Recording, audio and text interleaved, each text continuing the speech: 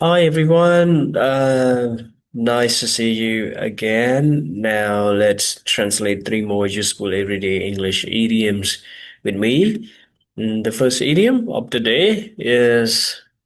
means that's humorous, not able to see well.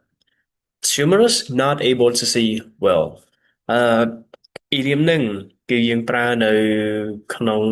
សារភាពមួយដែលយើង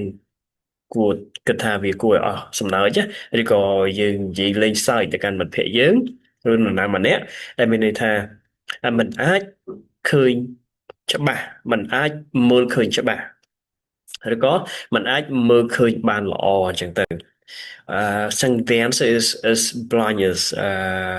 yep hey here is blindness a bad ចឹង she's as blind as a bat without her glasses she's as blind as a bat without her glasses នាងខ្វាក់ដូចបជាវអញ្ចឹងដោយមិនពាក់វ៉ែនតារបស់គាត់អូខេអានេះគឺជាន័យត្រង់ណាតែបើយើងគិតជាន័យប្រៀបធៀបទៅឬក៏អ្វីដែលយើងមានន័យឲ្យចំទៅគឺចង់មានន័យថាអញ្ចេះអឺ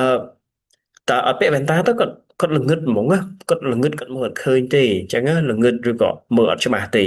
គាត់ថាគេឧទាហរណ៍ទៅនឹងគេប្រៀបធៀបទៅនឹងសត្វបជាអញ្ចឹងទៅ Okay, so the answer is as blind as a bat. And for the next one,